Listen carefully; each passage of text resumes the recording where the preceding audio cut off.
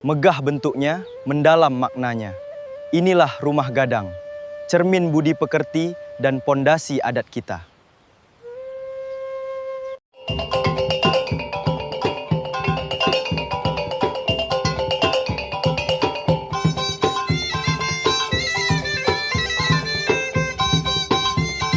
Assalamualaikum warahmatullahi wabarakatuh.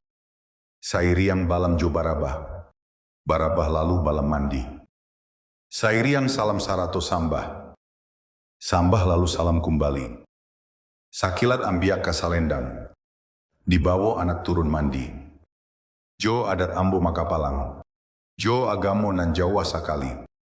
Salam sejahtera dan penghormatan budi untuk kita semua yang mencintai warisan leluhur. Selamat datang kembali di ruang tamu kebijaksanaan Minangkabau.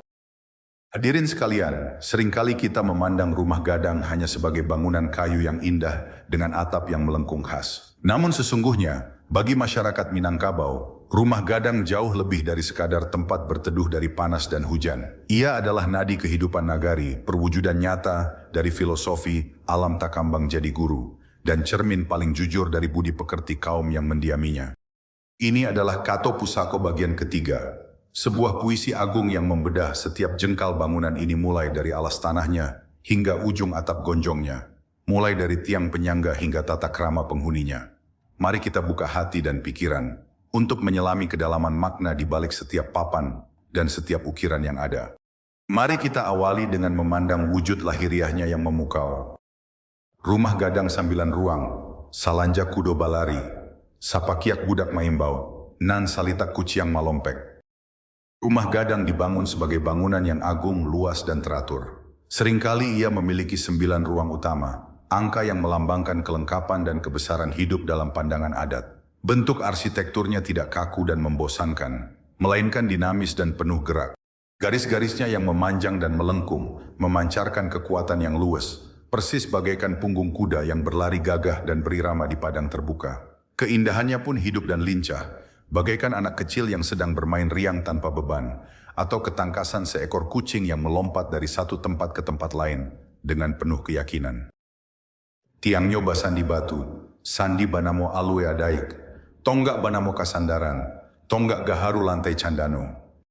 Kekokohan bangunan ini tidak lahir begitu saja, melainkan bertumpu pada pondasi yang tak tergoyahkan beralas batu yang tertanam kuat di dalam bumi. Ada filosofi mendalam di sini. Pondasinya disebut alue adaik atau peraturan adat yang menjadi landasan kebenaran. Sedangkan tiang-tiang penyangganya adalah tempat bersandar harapan seluruh penghuni. Kayu yang dipilih bukan sembarang kayu, melainkan material terbaik yang diambil dari hutan lebat, beraroma harum bagaikan gaharu, dan permukaannya halus berkilau bagaikan lantai kayu cendana yang memantulkan cahaya. Atok ijuak dindiang baukia, cando bintangnya bakilawan, gonjongnya rabuang mambuncik, bubungannya burak katabang. Atapnya disusun berlapis-lapis dari daun ijuk yang awet dan tahan cuaca. Dindingnya rapi tersusun dengan gaya seni baukia yang anggun dan bersih. Saat terkena sinar matahari atau cahaya rembulan, permukaannya berkilau berkelap-kelip bagaikan kerlip bintang di langit malam yang jernih. Keunikan utamanya ada pada bentuk atapnya yang melengkung ke atas disebut gonjong yang tumbuh memuncak indah, bagaikan tanduk kerbau atau rabuang yang melambung tinggi ke angkasa. Bagian puncaknya dihias dengan warna putih bersih dan merah cerah, melambangkan keberanian dan kesucian, persis seperti burung katabang yang terbang bebas dan gagah menembus angin.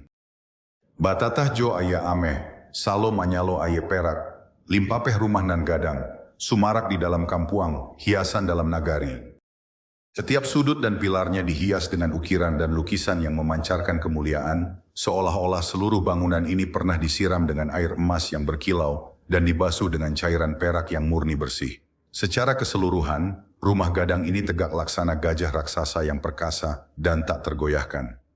Di bagian depan dan samping terdapat anjuang atau teras luas yang terbuka tempat napasnya nagari.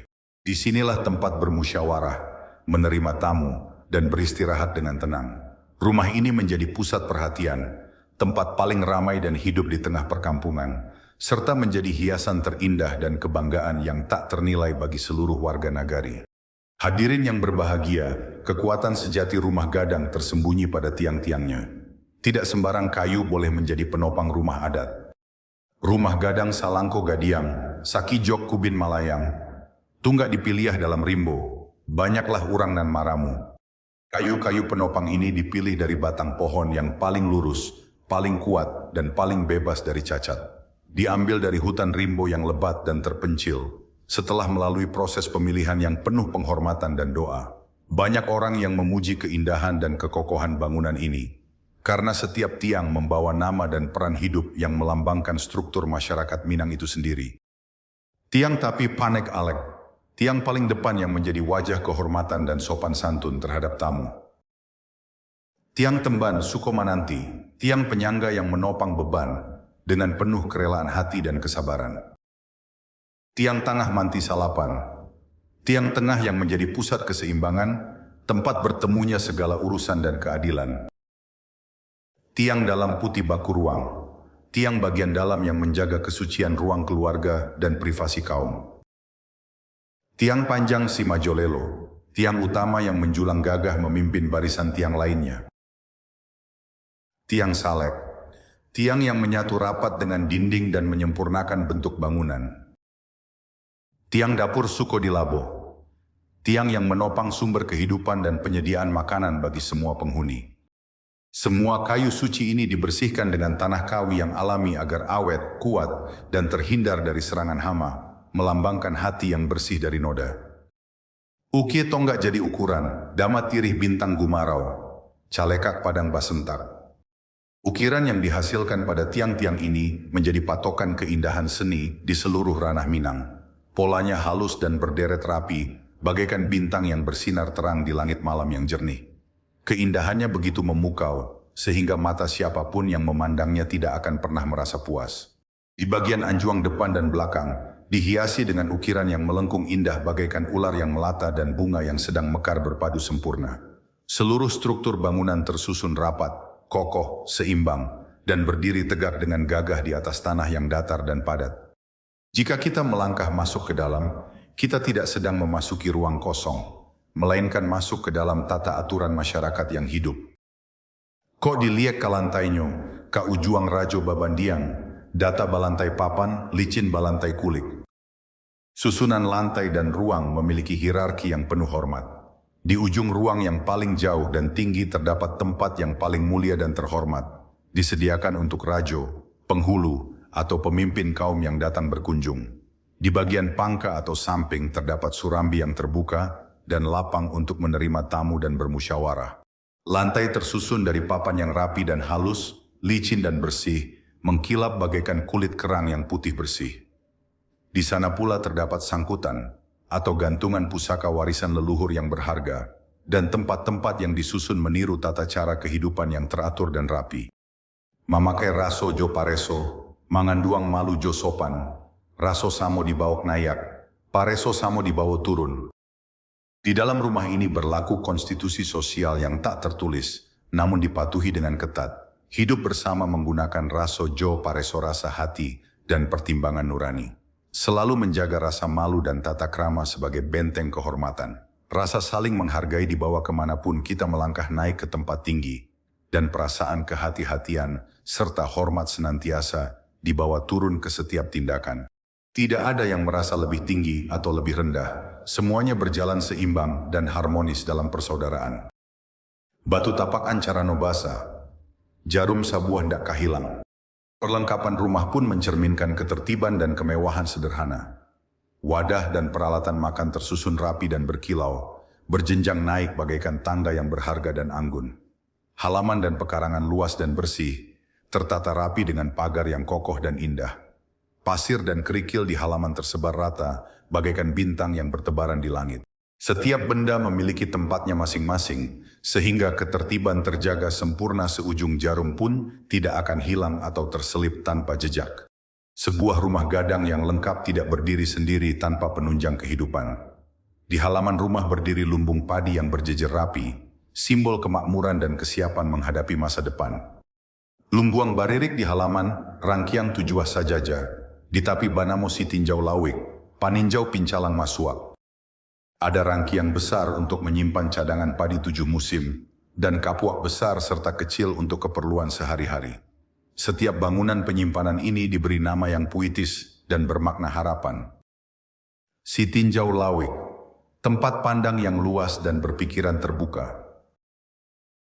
Pincalang Masuak, tempat masuk yang kokoh dan menjaga rahasia. Si Bayau-Bayau, simbol kebebasan dan kelincahan hidup. Si Tangkalapa, tempat yang kokoh dan kuat menahan beban masa depan. Semua perlengkapan ini disiapkan untuk menjamin kesejahteraan, persatuan kaum, dan kelancaran kehidupan seluruh penghuni rumah. Kok tiba musim gantuang tungku, makanan anak kamanakan. Ketika musim panen atau musim ganti musim tiba, semua perlengkapan ini berfungsi maksimal. Ada yang disebut pati jantan sebagai penopang kekuatan, Rangkiang Kapuak Galuang sebagai pusat simpanan utama kaum, hingga Harimau Pauni Koto yang melambangkan keberanian pemimpin nagari. Semua disiapkan untuk kemakmuran pembangunan daerah, kelimpahan persediaan pangan di lumbung-lumbung, serta menjamin kenyang dan kesejahteraan bagi anak-anak dan kemanakan kaum tanpa terkecuali. Di penghujung pemaparan ini, mari kita renungkan pesan terakhir yang menggetarkan hati. Silaulah mato mamandangnya, hiduik batampek mati bakubue. Kuburan hiduik di rumah gadang, kuburan mati di tengah padang. Biarlah mata kita selalu terpuas melihat keindahannya. Hidup dan mati memiliki makna yang saling melengkapi dalam pandangan orang Minang. Penghidupan yang berkelanjutan berakar dari rumah gadang tempat kita tumbuh, dan berkembang ia adalah kuburan hidup tempat kita menanam benih kehidupan dan budi pekerti. Sedangkan ketika ajal tiba, tubuh kembali ke bumi di tengah padang terbuka, menyatu dengan alam semesta. Dan inilah kunci emas dari seluruh Kato Pusako ini. Kuaik rumah Karano Sandi, rarak sandi rumah binaso. Kuaik bangso Karano Budi, rusak budi hancualah bangso. Rumah berdiri kokoh karena sandi dan tiangnya yang kuat dan saling mengunci. Namun, bangsa dan masyarakat berdiri tegak di mata dunia karena budi pekerti dan akhlak yang mulia dari anggotanya. Jika pondasi rumah rusak, bangunan bisa roboh. Namun jika budi pekerti dan akal budi manusia telah rusak dan hancur, maka hancurlah kehormatan bangsa dan kaum itu sendiri. Kemegahan bangunan tak ada artinya tanpa kemuliaan hati penghuninya. Begitulah gambaran agung rumah gadang, bukan sekadar tumpukan kayu dan atap, melainkan tempat tinggalnya jiwa dan budaya besar Minangkabau. Sebuah bukti nyata kehebatan seni leluhur yang berlandaskan iman dan adat. Bagaimana menurut Dun Sanak, bagian mana dari keindahan dan filosofi ini yang paling menyentuh hati dan menjadi renungan bagi Dun Sanak? Silakan tuliskan pendapat dan tanggapan Dun Sanak di kolom komentar. Bagikan video ini ke teman dan keluarga agar kekayaan budaya ini makin tersebar luas. Serta jangan lupa berlangganan untuk terus menggali kekayaan Kato Pusako Minangkabau bersama kami. Semoga kita semua dapat mewarisi bukan hanya bangunannya, tapi juga kemuliaan budinya. Assalamualaikum warahmatullahi wabarakatuh.